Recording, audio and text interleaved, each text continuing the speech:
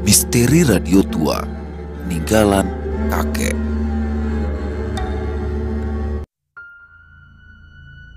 Perkenalkan, namaku Neng. Aku tinggal di salah satu tempat yang ada di Bandung Utara. Suatu tempat yang sangat dingin dengan perkebunan yang luas di mana-mana. Sedari kecil, aku tinggal di sebuah rumah sederhana.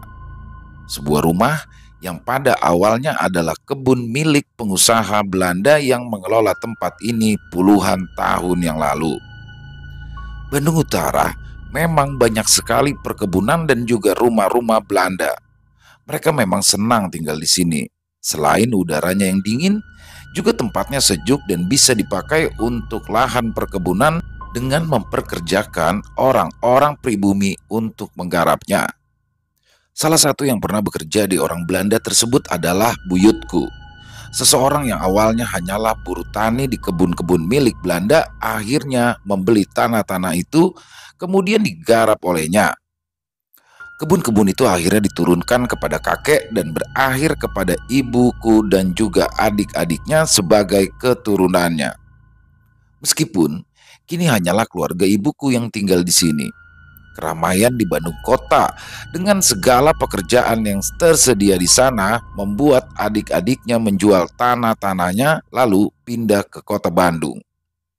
Ibuku selaku anak pertama yang diberikan tanggung jawab untuk mengurus semuanya termasuk warisan kakek ketika ia meninggal dunia, dirinya pun merasa enggan untuk pindah. Bahkan hingga saat ini dia masih memelihara semua barang-barang milik leluhurnya termasuk radio itu. Ya, sebuah radio tua berwarna hitam yang bisa dijinjing dengan dua tombol on off di atas serta pemutar frekuensi yang ada di depan dengan 3 buah baterai untuk menyalakannya. Radio itu terlihat sangat tua. Ketika orang lain mungkin sudah beralih ke YouTube atau ke podcast, namun radio itu masih menghiasi rumah dan tersimpan dengan rapi di dalam lemari peninggalan kakek. Aku yang masih kecil pun tahu kapan radio itu dipindah tangankan. Tepatnya ketika kakekku meninggal, ketika kala itu aku masih berumur 5 tahun. Dalam surat wasiat kakek, beliau berpesan bahwa selain pembagian warisan tanah yang ia punya, kala itu beliau juga berpesan untuk tetap menjaga barang-barang pribadinya dan salah satunya adalah radio itu yang tertulis jelas di dalam surat wasiat. Sebuah radio kecil yang akhirnya menjadi perdebatan di antara keluarga ibu dan keluarga adik-adiknya setelah kakek meninggal. Mereka semua seperti takut dan saling melemparkan tanggung jawab untuk menyimpan radio tersebut. Aku yang pada saat itu masih kecil belum terlalu mengerti atas apa yang sedang mereka bicarakan. Namun yang pasti, perdebatan mereka kala itu begitu sengit, bahkan hal itu berujung kepada pindahnya mereka dengan menjual warisan dari kakek lalu menetap di Bandung Kota hingga saat ini.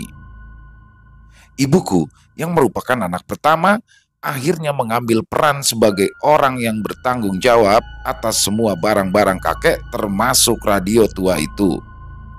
Ibu pun membawanya ke rumah, menyimpannya di dalam lemari, menutupnya dengan rapat bersamaan dengan gelas-gelas cantik, piring-piring antik dan barang-barang berharga peninggalan kakek yang ibu rawat. Aku awalnya tidak tahu dan cuek akan hal itu. Layaknya anak kecil berumur 5 tahun, aku hanya bermain saja tanpa memperdulikan apa yang terjadi sebenarnya terhadap keluarga ibuku selepas kakek meninggal. Hingga beberapa bulan setelah kematian kakekku, di tengah malam aku pun terbangun dan aku tidak menemukan ibuku di samping tempat tidur. Ya, aku memang tidur bersama ibu karena bapakku bekerja di luar kota dan hanya pulang seminggu sekali, membuat aku kesepian apabila aku harus tidur sendiri. Pada malam di mana aku terbangun karena ibuku menghilang, aku pun akhirnya terbangun dan melihat ke sekeliling kamar yang nampak gelap. Mencoba turun dari kasur dan mencari tahu kemana ibuku pergi pada saat itu.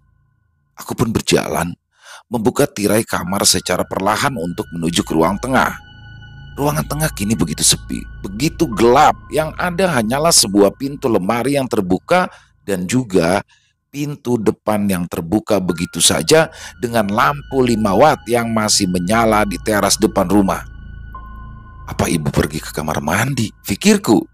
Rumahku dan kamar mandi memang berbeda layaknya rumah-rumah lama yang memiliki kamar mandi di luar, sehingga apabila malam hari ingin buang air kecil ataupun buang air besar, aku pun harus keluar rumah meskipun udara Bandung Utara sangatlah dingin.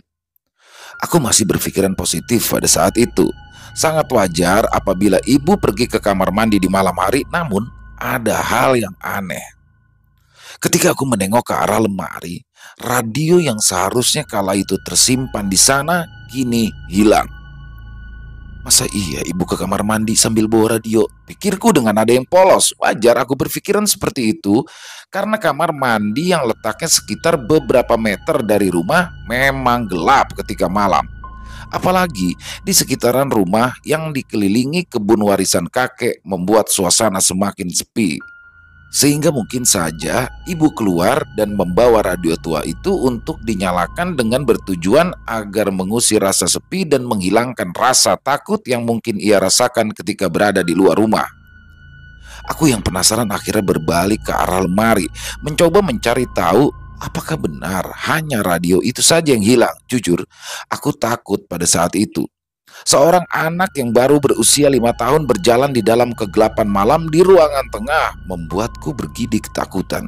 Dan entah mengapa, seperti ada sesuatu yang menarikku sehingga aku pun berjalan perlahan mendekati lemari itu. Namun, tiba-tiba ada sebuah tangan yang menyentuhku dari dalam kegelapan. Tangan itu menempel ke pundakku dan memegangku dengan erat. Sontak, aku pun lalu berbalik dan melihat sesuatu yang kini sudah berdiri di belakangku. "Neng, kenapa bangun?" tanya ibuku yang tiba-tiba saja muncul dari belakang. "Sudah yuk, bobo lagi. Dingin malam-malam, nanti Neng sakit," katanya dengan nada yang sedikit terdengar panik. Entah mengapa, ibu kala itu seperti tergesa-gesa dan langsung saja membopongku pada saat itu, membawa kembali ke kamar dengan sedikit berlari.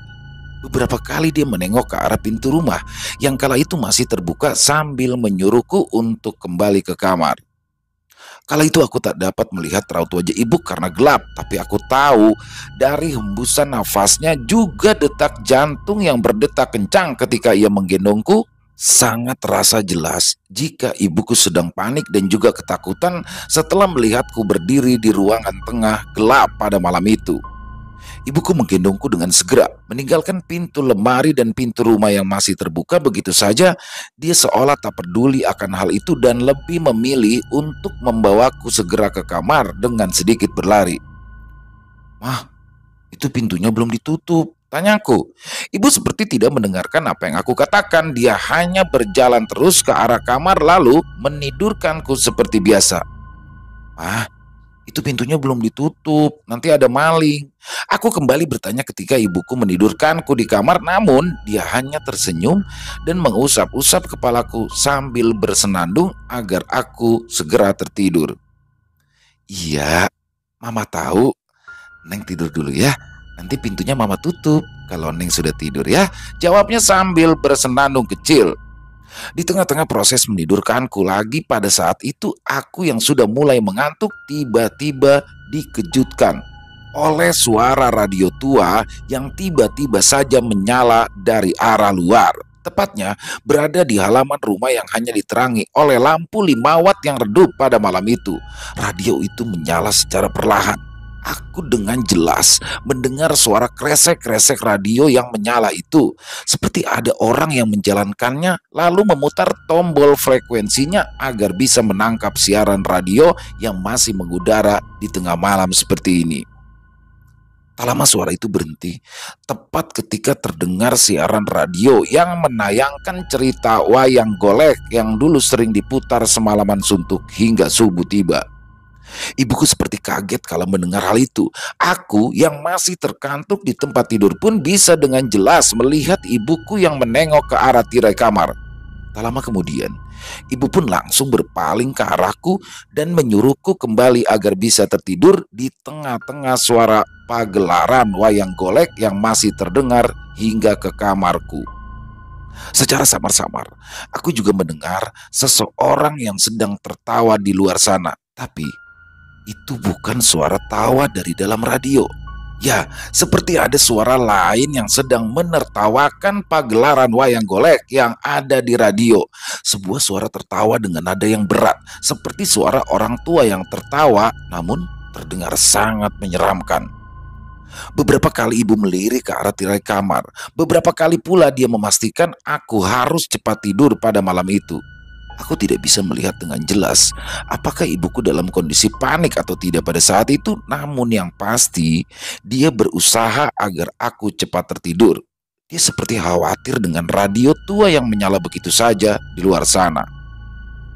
Setelah itu, aku pun tidak ingat apa-apa lagi. Sepertinya aku tertidur beberapa menit setelah radio itu menyala. Namun yang pasti, ketika aku terbangun, radio itu sudah berada di tempat semula ketika pagi hari tiba. Di dalam lemari peninggalan kakek yang tertutup rapat bersamaan dengan barang-barang kakek yang ibu simpan di sana. Rupanya, hal itu bukan hanya terjadi satu kali saja. Beberapa kali aku melihat ibuku kembali keluar di tengah malam dengan pintu lemari yang terbuka. Dia seperti sengaja menyimpan radio itu di luar rumah dan meninggalkannya begitu saja dalam kondisi menyala.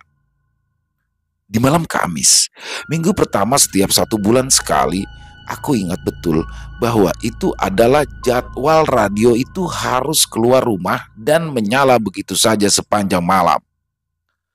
Aku yang pada awalnya takut, lama-kelamaan pun menjadi sebuah kebiasaan. Aku tidak mencari lagi kemana ibu pergi di malam tersebut dan aku lebih memilih tidur meskipun suara radio itu menggema hingga ke dalam kamarku. Bahkan ketika bapakku pulang ketika cuti beberapa hari di rumah, ibuku terlihat sedikit berdiskusi dengan bapak perihal radio tua tersebut. Pembicaraan mereka berdua pun terlihat sangat serius, sehingga aku pun menjauh dan tidak mendengarkan obrolan mereka berdua. Beberapa kali bapak menunjuk ke arah lemari, tepatnya ke arah radio tersebut dengan nada yang sedikit marah. Namun, ibu menjawabnya dengan sedikit meneteskan air mata. Ya, seperti ada sesuatu yang ia pertahankan dengan radio tua tersebut sehingga ia rela harus berdebat dengan bapakku. Pada akhirnya, bapak pun mengalah. Dia lebih memilih diam dan seolah tidak peduli lagi dengan radio tersebut. Bahkan ketika tiba waktunya radio itu menyala, dia lebih memilih untuk membawaku menginap di rumah bibiku yang kini tinggal di Bandung kota dan meninggalkan ibu sendirian di rumah. Entah apa yang ia lakukan dengan radio tua itu. Yang pasti, ibuku selalu mengeluarkan radio itu, menghilang dari kamarku, dan mengembalikan radio itu ke tempat semula ketika pagi tiba. Mama itu kangen sama kakekmu. Ya jadi kadang mama suka keluar sambil dengerin radio milik kakek. Itu adalah jawaban ketika aku bertanya tentang radio itu. Aku yang pada saat itu masih kecil pun hanya mengangguk saja tanpa pernah bertanya kembali tentang suara siapa yang tertawa di luar sana dengan nada yang keras ketika radio tua itu menyala. Waktu pun terus berjalan. Kelakuan ibuku pun semakin aneh terhadap radio itu. Aku yang pada saat itu masih kecil seringkali mengambil piring dan juga gelas-gelas kepunyaan kakekku yang memiliki ukiran cantik untuk main masak-masakan bersama dengan teman-teman. Salah satu temanku yang bernama Ayu sempat melihat radio tua itu dan mengambilnya untuk dijadikan mainan bagi kita bersama. Awalnya aku baik-baik saja, karena ya itu hanyalah sebuah radio tua. Bahkan aku sempat berkata kepada Ayu untuk menyalakan radio itu dan mendengarkan lagu-lagu yang mungkin ada di dalamnya. Namun Ayu kala itu tidak bisa menyalakan radio tersebut. Sudah beberapa kali dia menekan tombol on tapi tetap tidak menyala. Aku yang penasaran pun akhirnya membuka kotak baterai yang ada di belakangnya. Aku ingin meniru apa yang bapak lakukan ketika peralatan elektroniknya macet. Dia selalu membuka kotak baterai itu dan memutar-mutar baterainya hingga menyala. Kenapa nggak ada baterainya? Batinku heran. Ayu yang tidak mengerti apa yang aku ucapkan hanya terdiam dan keheranan melihatku yang kebingungan. Ya, aku jelas sekali mendengar radio itu menyala ketika ibu keluar di rumah di malam-malam tertentu. Aku juga tidak pernah melihat ibuku membuka kotak baterai itu karena radio ini tertutup rapat dan tidak tersentuh sekalipun ketika sedang berada di dalam lemari. Aneh, ini benar-benar aneh. Aku pun hanya menggeleng-gelengkan kepala ketika melihat hal tersebut. Namun, ketika aku berada di tengah kebingungan itu, tiba-tiba ibuku datang dengan mimik wajah yang marah. Ya, dia seperti tidak ingin melihat anaknya bermain-main dengan radio tua tersebut. Dengan sedikit berlari dari arah dapur, ia pun lalu mengambil radio itu secara paksa dari tanganku dan langsung memarahiku agar aku tidak bermain-main lagi dengan barang-barang kepunyaan kakekku. Ini bukan barang yang bisa buat kamu jadikan mainan, katanya dengan nada yang marah padaku. Entah mengapa, ibu kala itu benar-benar marah. Aku dengan jelas melihat raut wajahnya yang memerah dengan urat-urat yang muncul ketika aku memainkan radio tua itu bersama dengan Ayu. Bahkan, saking marahnya, ia pun lalu mengusir secara halus Ayu agar pulang ke rumahnya dan tidak lagi bermain denganku. Baru kali ini aku melihat ibuku begitu marahnya gara-gara sebuah radio tua. Aku pun menangis terseduh-seduh. Sambil mengeluarkan air mata, aku pun berlari dan meninggalkan piring, gelas, serta benda-benda yang awalnya aku mainkan di halaman rumah lalu masuk ke dalam kamar. Dari sana, ibu pun akhirnya mengunci lemari itu. Dia bahkan membeli sebuah gembok agar aku tidak lagi seenaknya membuka lemari itu dan bermain-main dengan benda kepunyaan kakek di rumah. Ibu seolah seperti menutup-nutupi atas apa yang terjadi, terutama tentang radio tua itu. Aku yang pernah dimarahi habis-habisan akhirnya lebih memilih untuk diam dan takut apabila bertanya kembali tentang radio tua itu ke ibu. Meskipun kejanggalan-kejanggalan tentang radio yang menyala secara tiba-tiba di malam-malam tertentu terus berlanjut di setiap bulannya. Lama-kelamaan, aku pun tidak peduli lagi atas kejanggalan yang ada di sana. Mencoba untuk hidup dalam kejanggalan tersebut dan hidup layaknya anak kecil pada umumnya. Bahkan, lemari yang awalnya dikunci gembok oleh ibuku kini mulai dibuka lagi karena dia yakin jika aku tidak akan lagi bermain-main dengan benda-benda peninggalan kakek setelah aku dimarahi olehnya pada saat itu. Tak terasa, aku pun kini sudah duduk di kelas 4 SD, di mana saat itu aku sudah tidak mau lagi satu kamar dengan ibuku, sehingga aku pun meminta bapakku untuk membuatkanku kamar seperti layaknya anak cewek pada umumnya. Ya, kamar berwarna pink dengan dinding bergambar Hello Kitty dan meja belajar yang sudah aku damba-dambakan. Seminggu pun berlalu, akhirnya ruang tengah yang awalnya luas kini pun menjadi sedikit agak sempit. Lemari yang berisi radio tua itu dengan barang-barang milik kakek kini pun digeser, namun masih menempel di dinding yang menjadi kamarku pada saat itu. Kamarku itu hanya tertutup oleh lemari itu dan dinding triplek yang dicat menyerupai dinding berwarna putih. Bapak yang hanya merupakan pekerja swasta di salah satu pabrik di Bandung kota tampaknya belum cukup memiliki uang untuk menutup kamarku dengan dinding tembok. Tapi aku benar-benar bahagia memiliki sebuah kamar kecil yang sudah aku damba-dambakan, apalagi dengan dinding kamar yang Bapak cat berwarna pink dan juga meja belajar baru yang sengaja Bapak beli dari uang gajinya membuat aku semakin senang.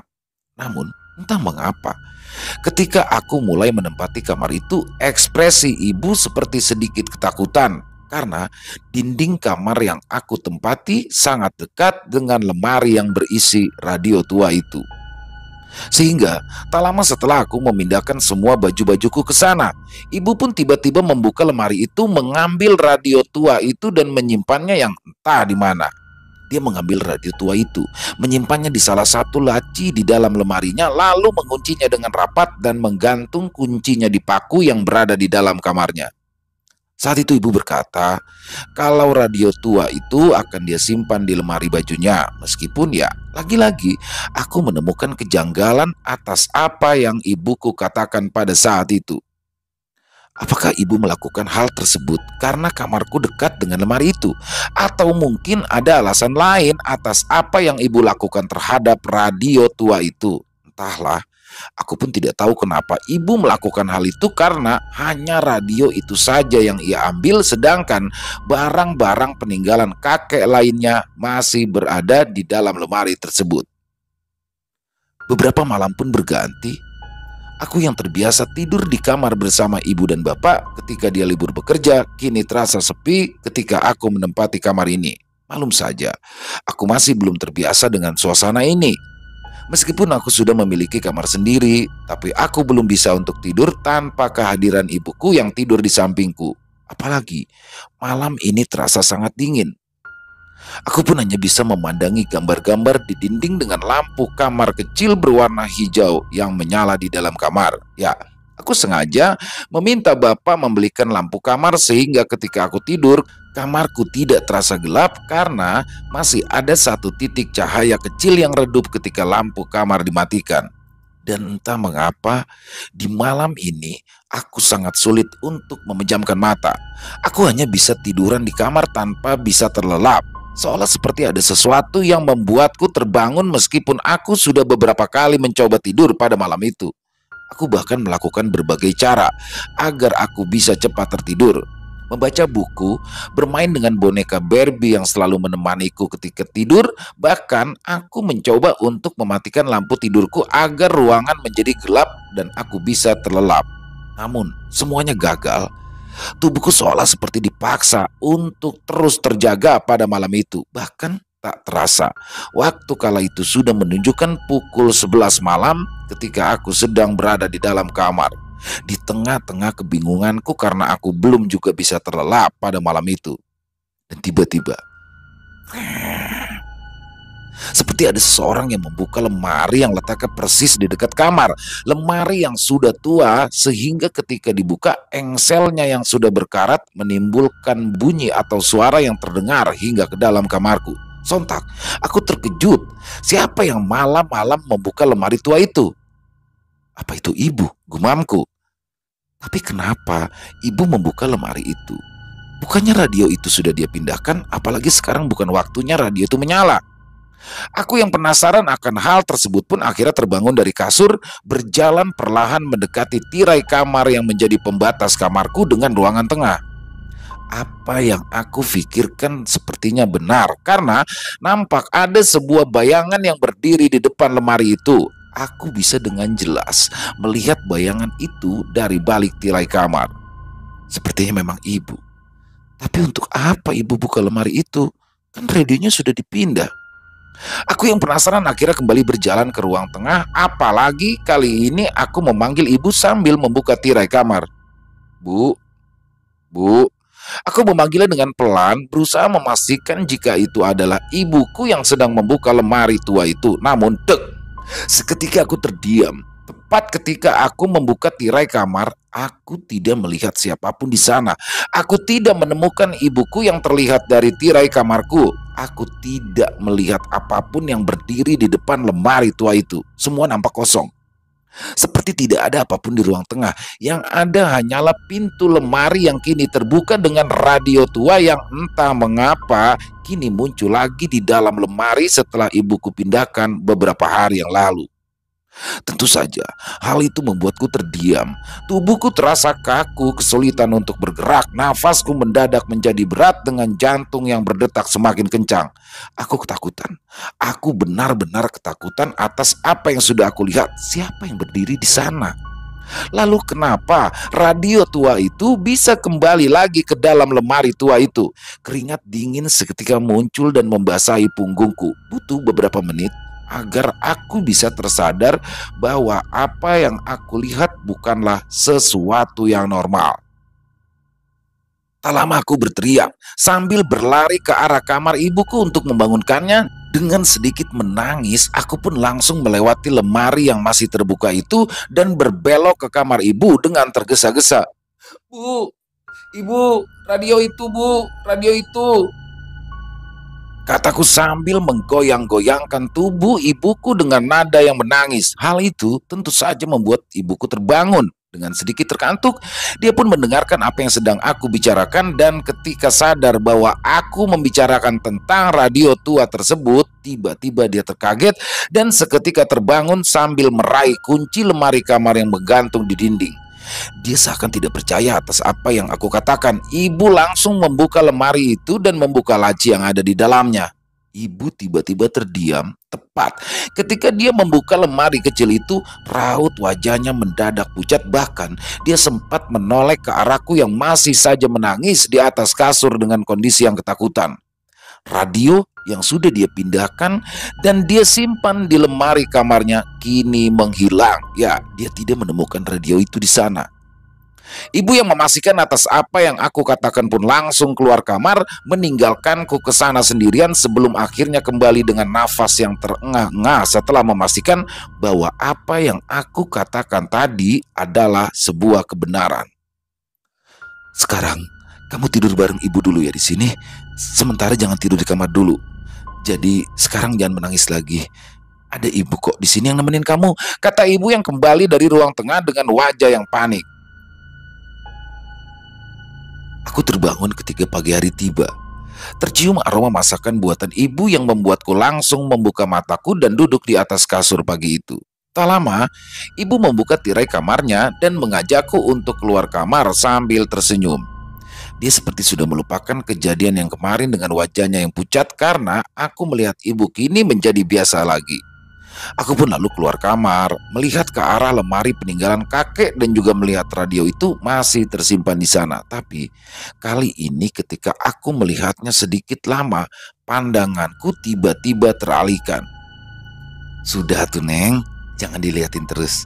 Ayo makan, lalu mandi, pergi sekolah deh, kata ibu yang mencoba mengalihkan perhatianku terhadap radio tua itu.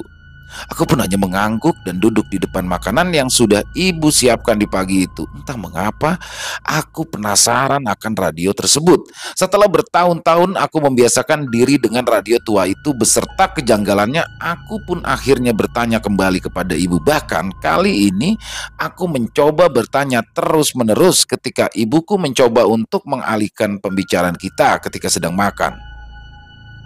Ada apa dengan radio itu, Bu? Kenapa ibu suka membawa radio itu keluar? Kalau memang ibu suka wayang, ketika radio itu menyala malam-malam, gak hanya wayang yang didengarkan. Kadang ada lagu dangdut atau sandiwara radio yang sering terdengar. Aku juga bahkan bertanya, suara tertawa yang terdengar ke dalam kamar itu adalah suara siapa? Lalu, kenapa ketika aku dibuatkan kamar, ibu memindahkan radio itu ke lemari kamar ibu dan menyimpannya di dalam laci? Pertanyaan demi pertanyaan aku lontarkan. Beberapa kali pula, ibuku menjawabnya sambil terbata-bata. Aku tahu, ada sedikit kebohongan dalam dirinya kali ini karena ada beberapa pertanyaan yang tidak ia jawab, terutama tentang siapa orang yang tertawa ketika radio itu menyala di luar rumah. Hingga akhirnya semua pertanyaanku pun tidak terjawab. Semua ibu yang selesai makan tiba-tiba saja berdiri dan membawa piring-piring kotor ke dapur. Tak lama kemudian dia kembali dan berkata kepadaku, "Sudah, sekarang Neng cepat habiskan makannya. Kan sebentar lagi harus siap-siap sekolah. Masalah radio itu nanti ada saatnya kamu tahu ya Neng. Yang pasti kamu jangan lagi-lagi memainkan radio itu tanpa izin dari ibu ya," katanya dengan sedikit keras. Aku pun hanya bisa mengangguk. Aku ingat bagaimana marahnya ibu ketika aku dan Ayu memainkan radio tersebut pada saat itu, dan kali ini aku diingatkan lagi akan hal itu. Sehingga aku pun lebih memilih untuk diam kembali dan menyelesaikan sarapanku sebelum aku bersiap pergi ke sekolah. Beberapa hari semenjak kejadian itu, entah mengapa aku tidak bisa tidur cepat di dalam kamarku. Aku pun baru bisa tertidur ketika lewat tengah malam. Sudah berbagai cara aku coba agar aku bisa tertidur, namun hasilnya nihil. Mataku tetap tidak bisa terpejam meskipun aku sudah mencobanya. Ingin sekali aku kembali tidur di kamar ibuku, tapi aku terlalu takut untuk keluar kamar. Ya, aku takut akan menemukan bayangan itu lagi. Bayangan yang aku lihat di balik tirai yang sedang membuka lemari tua peninggalan kakekku. Apalagi kini radio tua itu ada di dalam lemari tersebut. Rasa penasaran dibalut oleh rasa takut membuatku tak bisa meninggalkan kamarku saat ini. Di saat itulah aku tiba-tiba dikejutkan oleh seseorang yang membuka pintu rumah. Lalu tak lama aku juga mendengar sebuah langkah kaki yang mendekati lemari itu dan membukanya secara perlahan. Ya, aku baru ingat. Jika ini adalah malam di mana radio itu menyala, sehingga mungkin saja ibu kini mengeluarkan radio itu dan menyimpannya di luar. Dan benar saja, ketika aku mencoba melihatnya dari balik tirai, aku melihat ibuku berjalan keluar rumah sambil membawa radio tua itu. Dia menyimpannya di halaman seperti biasanya dan kembali ke ruangan tengah lalu duduk di sana. Ya, dia duduk dengan tubuhnya yang menyender ke arah tembok rumah. Matanya yang terkantuk-kantuk terlihat jelas dengan rambut panjangnya yang terlihat acak-acakan pada malam itu. Dia menunggu radio tua itu menyala seperti yang sudah terjadi bertahun-tahun ini.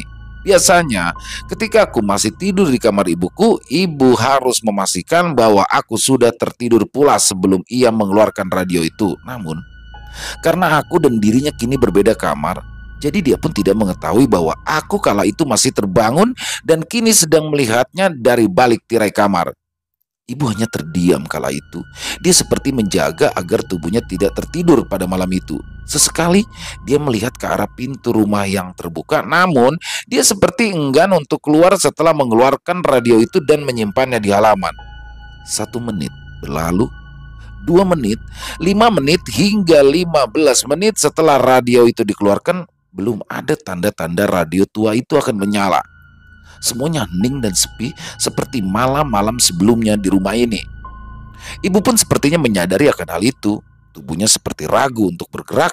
Beberapa kali ia ingin berdiri dan melihat kondisi di luar sana, namun beberapa kali pula ia duduk kembali. Seperti ada sebuah ketakutan yang ia rasakan dan membuat dirinya ragu atas tindakan yang harus ia lakukan. Hampir setengah jam berlalu, dan waktu kala itu sudah menunjukkan lewat tengah malam. Masih belum ada tanda-tanda jika radio itu akan menyala. Sehingga ibu pun nampak memaksakan diri untuk memastikan hal tersebut. Dia berdiri secara perlahan berjalan ke arah pintu rumah dengan tubuhnya yang merapat ke tembok.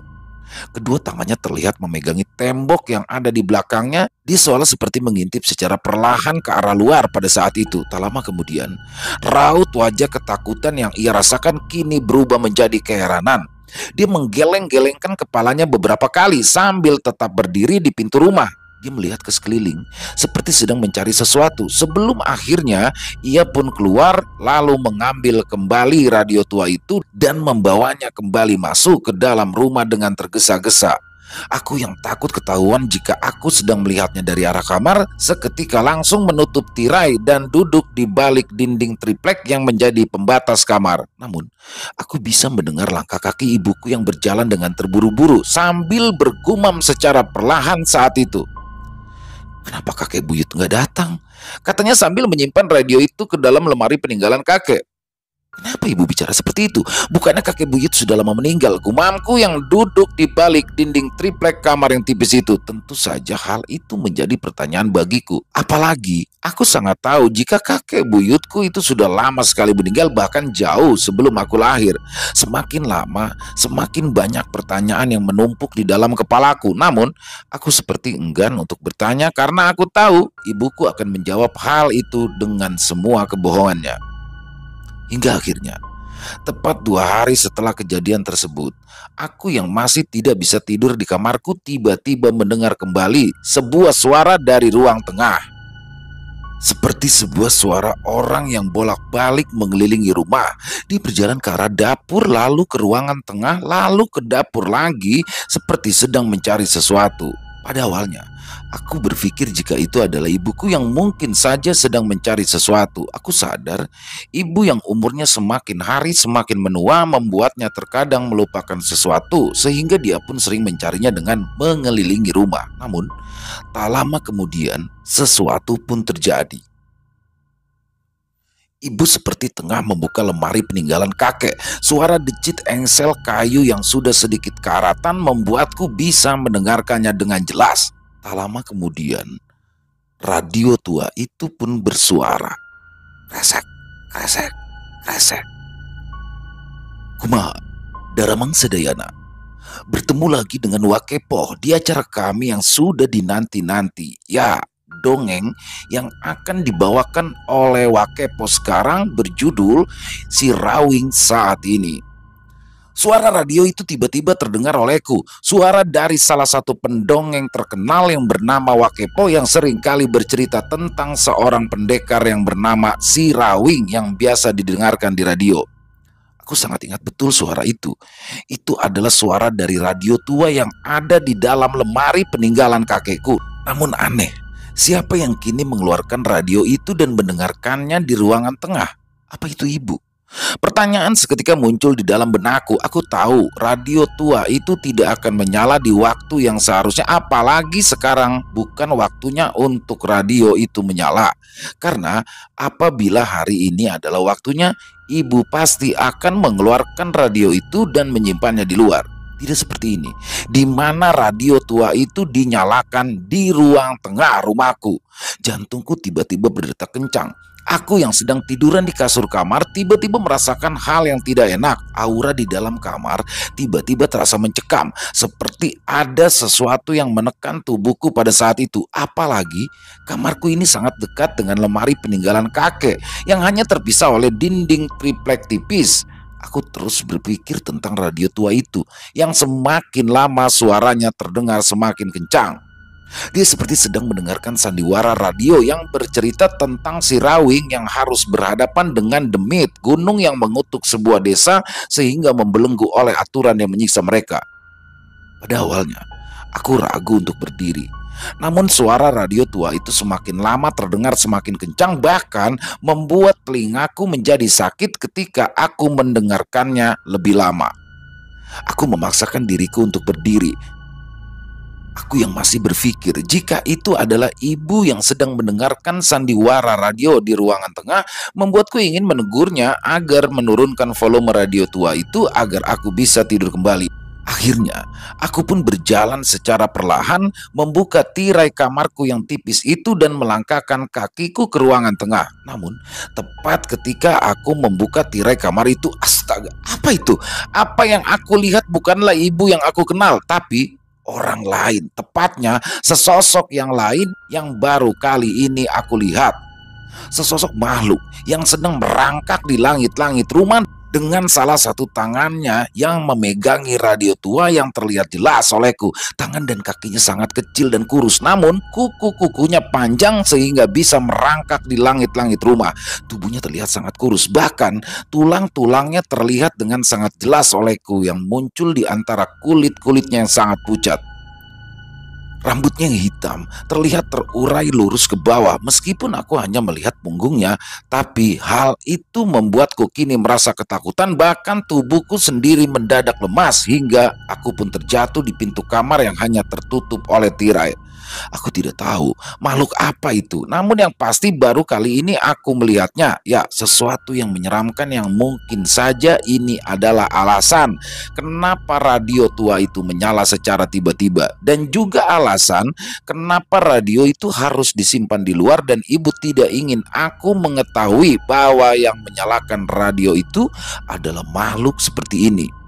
Tubuhku benar-benar lemas ketika mengetahui siapa yang sudah menyalakan radio tersebut. Mulutku seolah terkunci dan tidak bisa berteriak, apalagi sepertinya makhluk itu kini mulai mengetahui jika aku menatapnya ketika dirinya sedang menyalakan radio itu di ruangan tengah. Seketika sosok itu langsung membalikkan tubuhnya. Kepalanya memutar 180 derajat sehingga dia bisa melihatku dari atas. Lalu tak lama kemudian dia melompat tepat ke atas tubuhku yang kini terjatuh di lantai dengan rasa takut yang aku rasakan di sekujur tubuhku.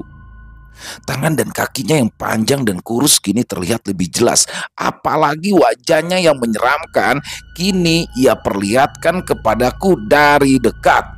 Wajahnya pucat, matanya melotot ke arahku dengan tatapannya yang sangat tajam. Pupil matanya terlihat merah, terlihat jelas olehku. Mulutnya bertaring dengan dua taring yang menonjol ke atas dan ke bawah, menyeringai. Sambil memiringkan wajahnya, kita saling bertatapan satu sama lain dalam jarak yang sangat dekat. Tak lama, dia membuka matanya dan berkata kepadaku dengan nada suara yang berat. "Jangan takut," katanya sambil memiringkan wajahnya kepadaku. "Ini Uyut. Ini peninggalan Uyut," katanya sambil memperlihatkan radio itu dengan salah satu tangannya yang panjang dan kurus. "Urang jadi seperti ini agar kalian bisa hidup enak. Soalnya Uyut gagal memberikan tumbal hingga Uyut jadi seperti ini. Ini peninggalan Uyut sebelum jiwa Uyut ditumbalkan. Barang ini yang suka Uyut bawa-bawa sampai jiwa Uyut dicabut olehnya ketika Uyut gagal memberikan tumbal."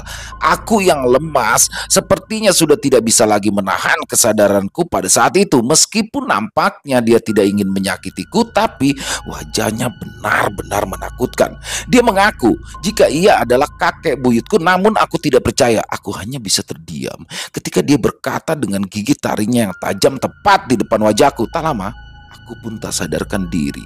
Rasa takutku yang benar-benar memuncak membuatku tak bisa berbuat apa-apa lagi. Aku pingsan tepat di pintu kamarku pada malam itu dengan kondisi yang ketakutan. Tubuhku basah oleh keringat, bahkan aku mengompol saking takutnya pada saat itu. Dan ketika pagi menjelang, aku baru tersadar ketika ada suara tangisan yang ternyata berasal dari ibuku. Ibuku menangis karena melihatku yang tak sadarkan diri sambil memegangi radio tua tersebut di depan pintu kamar. Ibu menepuk-nepuk tubuhku hingga kedua mataku terbuka. Dia seperti tahu apa yang sudah terjadi padaku. Tak lama, ia pun memelukku sambil menangis di pagi hari itu, lalu melepaskan radio yang masih aku pegang dan menyimpannya secara perlahan di sebelahnya. Tepat setelah beberapa jam setelah aku tak sadarkan diri, ibu menelpon bapakku dan memaksa dia untuk pulang. Bapak yang panik pun langsung berangkat dari tempat kerjanya dan pulang ke rumah di saat itu juga. Di sana, bapak pun langsung berkata kepada ibu bahwa sudah saatnya aku harus tahu tentang radio itu, seperti halnya bapak ketika pertama kali menikah dengan ibu sewaktu kakek masih ada. Jujur, aku heran atas ucapan bapak. Sepertinya bukan aku saja yang mengalami sesuatu yang menyeramkan tentang radio tua itu, namun bapak yang merupakan orang luar dari keluarga ibu mengalami hal yang sama. Akhirnya, aku, ibuku, dan juga bapakku pun duduk bersama. Awalnya mereka terdiam saling bertatapan, mencoba merangkai kata yang tepat untuk memberitahukan tentang apa yang ada di balik radio tua itu. Apalagi anaknya yang ada tepat di depan mereka adalah seorang anak SD yang mungkin belum mengerti tentang hal-hal demikian.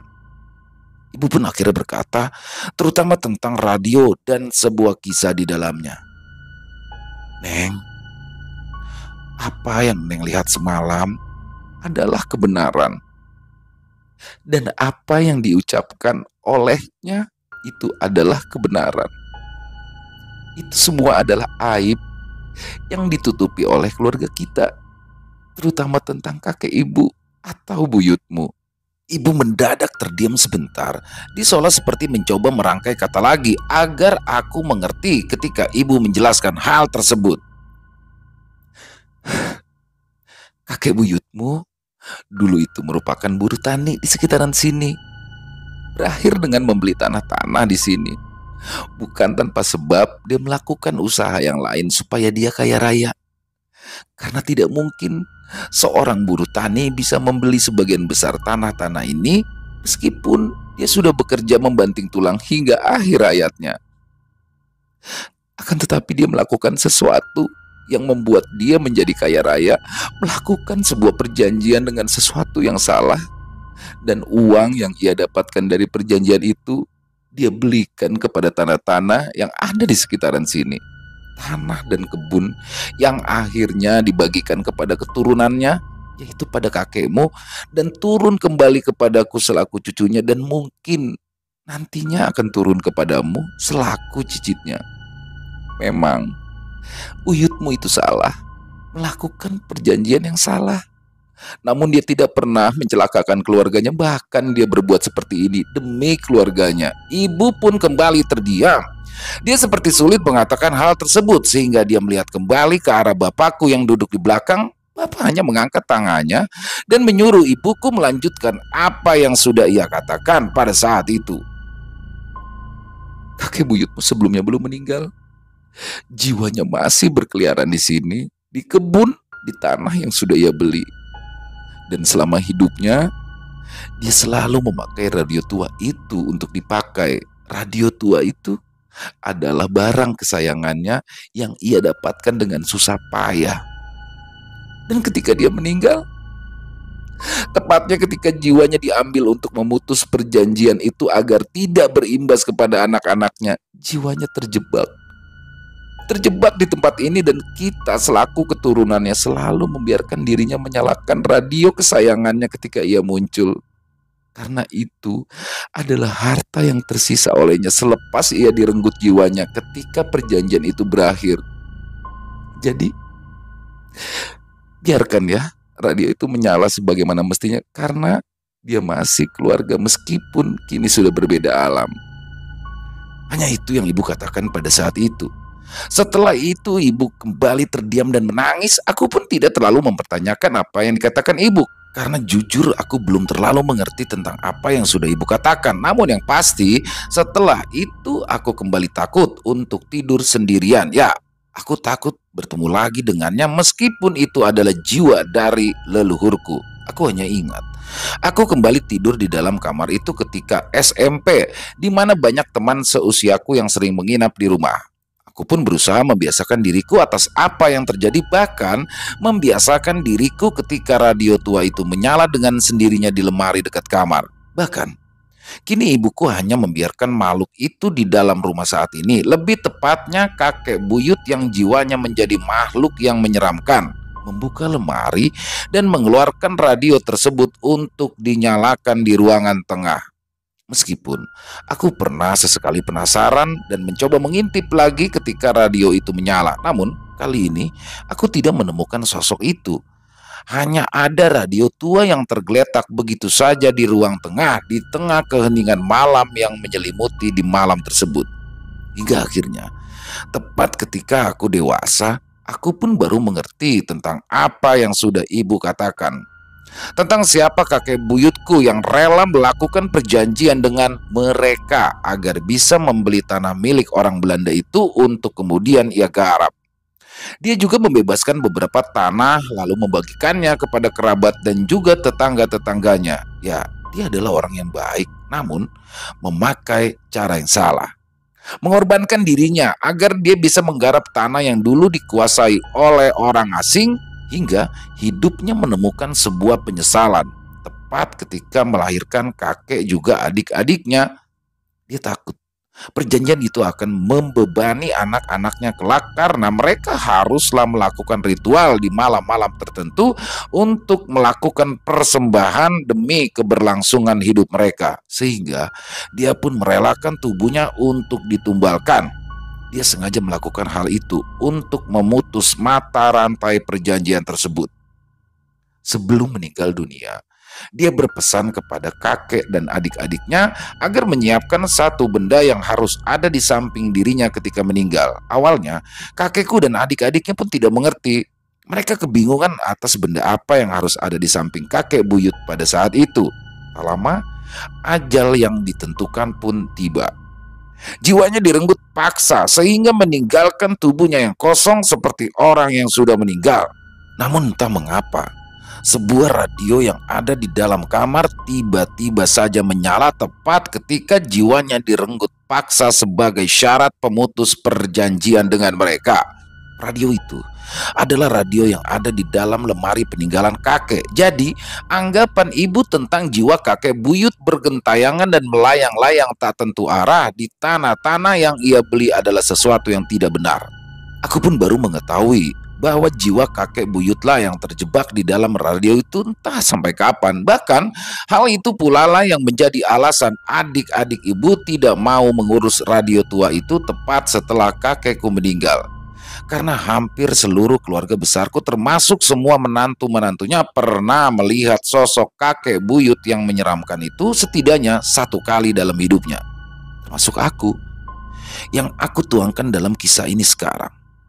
Setelah aku dewasa dan sudah memiliki penghasilan sendiri ketika aku mulai bekerja, aku pun membuat sebuah gudang kecil di belakang rumah. Gudang yang aku buat untuk barang-barang peninggalan kakek. Dan ketika gudang itu selesai, aku pun memindahkan seluruh barang peninggalan kakek beserta lemari tuanya itu. Aku takut kalau aku hanya memindahkan radionya saja. Aku takut jika radio tua itu kembali ke tempat semula lagi. Sehingga aku pun memindahkan semua barang-barang peninggalan kakekku tanpa terkecuali. Aku pun sempat memanggil beberapa kolegaku yang memiliki teman yang bisa untuk membuat pagar gaib di sekitaran gudang. Tujuannya adalah agar makhluk itu, tepatnya jiwa dari kakek buyutku, tidak sampai menampakkan dirinya lagi. Dan rupanya hingga hari ini hal itu berhasil. Karena di rumahku sekarang tidak ada satupun barang peninggalan kakek dan kakek buyutku semasa hidup. Semuanya sudah aku simpan di dalam gudang dan dikunci rapat. Pintunya aku gembok dan tidak pernah aku buka hingga saat ini. Lebih tepatnya hingga kedua orang tuaku meninggal dunia dan akulah yang menjadi pemilik rumah ini beserta suamiku dan juga anakku sekarang. Radio itu kini masih menyala di malam-malam tertentu.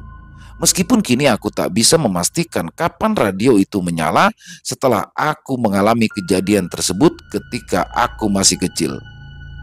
Kadang 3 bulan sekali, kadang setiap minggu, kadang pula dalam 1 tahun tidak pernah sekalipun radio itu menyala. Kalaupun radio itu menyala, suaranya tidak terlalu terdengar hingga keluar karena aku menutup rapat gudang itu hingga hari ini. Bahkan aku melarang suami dan juga anakku untuk mendekati gudang itu dengan berkata bahwa di sana banyak benda-benda keramat yang tidak boleh disentuh. Itulah kisahku tentang sebuah radio tua yang menjadi penghias di rumahku. Aku yakin di luar sana banyak juga kisah yang hampir sama denganku tentang benda-benda yang sering bergerak ataupun menyala dengan sendirinya meskipun pemiliknya sudah meninggal dunia, bersama dengan sebuah misteri gelap yang menyertainya. Selesai. Wow, luar biasa. Kisah yang benar-benar luar biasa. Ini horornya dapat banget ya. Dan ini baru pertama kalinya ya kisah dari Bang Sidik kita tampilkan di channel Ilo Bercerita, dan asli keren banget, horornya dapet, dark banget. Dan kisah tentang radio tua ini tuh unik ya, dan baru pertama kali juga ini kita bawakan di sini. Bang Sidik, terima kasih atas kerjasamanya. Kisahnya sungguh luar biasa dan keren banget, asli keren banget. Dan seperti pesan di akhirnya tadi, mungkin banyak ya di luar sana mungkin teman-teman yang juga memiliki barang-barang yang karena barang-barang itu menyimpan misteri di dalamnya. Kebetulan untuk narasumber yang didapat dari Bang Sidik ini adalah berasal dari daerah Bandung Utara. Jadi Bandung Utara itu apa ya? Ciwidey ya. Lebih ke Kawah Putih itu ya, daerah Bandung Utara ya. Mungkin salam buat seluruh teman-teman di Bandung. Dan ya kembali lagi ya, ternyata radio tua yang menjadi misteri ini, yang selalu menyala di malam-malam tertentu itu ternyata adalah buah dari pesugihan yang sudah dilakukan oleh kakek buyut dari Neng. Yang mana Neng sudah pasti nama samaran ya, disamarkan namanya karena ini menyangkut aib keluarga. Yang dimana Neng pun sampai saat ini setelah ia berkeluarga, sudah ada suami dan memiliki anak, tetap merawat, tapi tidak seperti ibunya, yang ibunya dulu suka membawa radio itu keluar jika malam hari karena takut mengganggu Neng dan lain-lain. Di sini Neng justru malah menguncinya di dalam sebuah gudang. Tapi semoga ya gangguan itu berakhir dan tetap kita doakan agar kakek buyutnya tenang di alam sana. Tapi sekali lagi tetap ya kita doakan agar semuanya baik-baik saja, dan walaupun apa yang dilakukan oleh almarhum kakek buyutnya itu untuk membahagiakan keluarganya, tapi memang tidak dibenarkan dalam ajaran kita ya, bersekutu dengan setan untuk mendapatkan harta, kekayaan, walaupun memang hartanya itu adalah untuk dibagi-bagikan ke tetangga dan ke keluarganya, kerabat-kerabat dekat, dan bahkan sampai diwariskan, tapi memang tidak benar. Dan ini menjadi salah satu pembelajaran yang untuk kita ambil ya. Memang orang-orang dulu itu melakukan sesuatu tidak hanya untuk dirinya sendiri kalau menurut saya ya. Jadi orang-orang dulu itu di kakek buyut kita mungkin ke atasnya itu melakukan sesuatu tidak pernah untuk dirinya sendiri dan mencari sesuatu tidak pernah untuk dirinya sendiri. Jadi dia memikirkan terus keturunan-keturunannya. Sungguh luar biasa dan sekali lagi semoga kisah tadi bisa menghibur ya teman-teman semua, khususnya para pecinta penikmat horor, lebih khususnya lagi kepada para subscriber dari Ilo Bercerita. Dan silakan yang punya komentar lain ya bisa tuliskan di kolom komentar, dan sedikit lagi sih mengulik kisah tadi. Intinya ibu dari Neng ini sebenarnya ya tujuannya ingin mengamankan semuanya ya, dia tidak mau anaknya melihat tapi tetap diperlihatkan, dan ternyata keseluruhannya itu diperlihatkan walaupun hanya satu kali. Dan mungkin yang baru bertatap muka ya, yang baru bergabung di Ilo Bercerita, silakan bisa diklik tombol merah subscribe-nya, jangan lupa lonceng notifikasinya dinyalakan agar teman-teman selalu mendapatkan notifikasi dari konten-konten yang akan kami upload selanjutnya di setiap malam jam 9 malam di setiap harinya. Dan buat teman-teman mungkin yang punya kisah horor ya, yang punya kisah horor yang bertemakan horor misteri yang diangkat dari kisah pribadi, dari kisah nyata, jika memang berkenan dibawakan di channel-channel kami, silakan bisa dikirimkan ke nomor telepon yang ada di bawah sini. Dan bebas ya, dalam bentuk tulisan boleh, dalam bentuk rekaman suara boleh, senyamannya teman-teman aja. Dan buat yang sudah mengirimkan kisah kami ucapkan terima kasih. Buat yang sudah mengirimkan kisah tapi belum dibawakan, harap bersabar ya, karena memang harus melalui proses penggarapannya agar lebih nyaman didengar sama teman-teman yang lain. Oke, di akhir kata saya mengucapkan terima kasih atas kesetiaan teman-teman yang selalu bergabung bersama kami, yang selalu mendukung kami, yang mana berkat kehadiran teman-temanlah kami selalu bersemangat berkarya di setiap harinya. Dan di akhir kata, saya Ilo mengucapkan permohonan maaf apabila mungkin ada kata-kata saya yang salah ataupun mungkin ada kata-kata saya yang kurang berkenan. Saya mohon dibukakan pintu maaf yang seluas-luasnya karena saya hanyalah manusia biasa tempatnya salah dan dosa. Dan sampai jumpa lagi di konten-konten kami selanjutnya yang pasti tidak kalah serunya, yang pasti tidak kalah horor, yang masih bersama saya Ilo di Ilo Bercerita. Salam sehat sukses selalu untuk kita semua. Amin amin ya robbal alamin. Wassalamualaikum warahmatullahi wabarakatuh.